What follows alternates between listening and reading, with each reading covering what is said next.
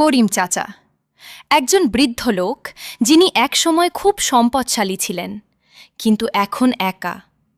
আর একটা বছর কেটে গেল, গাছটা আর ফল দিল না, আর আমার ছেলেটাও আর খবর নিল না। রাতুল শহরের এক তরুণ ছেলে, যে ভুল করে করিম চাচার গ্রামে চলে আসে। যা, এখন এই সময় গাড়িটাও নষ্ট হয়ে গেল। যাই, সামনের দিকে হেঁটে যাই। পানির পিপাসা লাগছে খুব। দেখি পানি পাওয়া যায় কি না।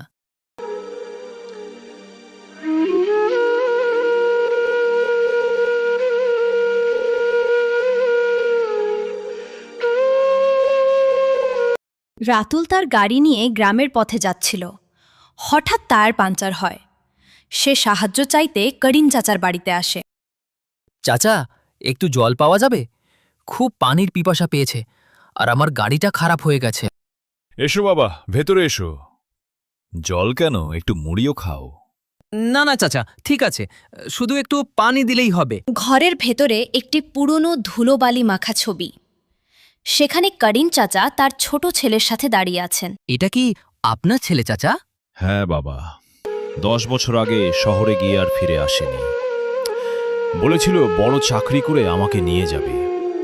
আমি প্রতিদিন ওই গেটের দিকে তাকিয়ে থাকি, ভাবি এই বুঝি আমার খোকা এলো। মানুষ নিজের কষ্ট লুকিয়ে অন্যকে কতটা ভালোবাসতে পারে। চাচা, আপনি কেন শহরে গিয়ে ওনাকে খুঁজলেন না? খুঁজেছিলাম বাবা, কিন্তু ওর বড় বাড়িতে ঢোকার অনুমতি আমাকে দেয়নি দারোয়ান। আমার ছেঁড়া জামা দেখে ওরা বলেছিল ভিখারিকে এখানে ঢোকা নিষেধ। চাচা, এই ব্যাগটা নিন, এর ভিতরে কিছু টাকা আছে, আপনি নিয়ে নিন। বাবা, আমি টাকা চাই না। শহরে ফিরে যদি আমার ছেলের সাথে তোমার দেখা হয়, শুধু বলবে ওর বাবা এখনো ওই আম গাছটার নিচে ওর জন্য অপেক্ষা করছে। রাতুল হঠাৎ লক্ষ্য করল করিম চাচার থালায় শুধু সামান্য লবণ আর জল দিয়ে মাখানো শুকনো ভাত, অথচ সে রাতুলকে খুব ভালো করে আপ্যায়ন করছে।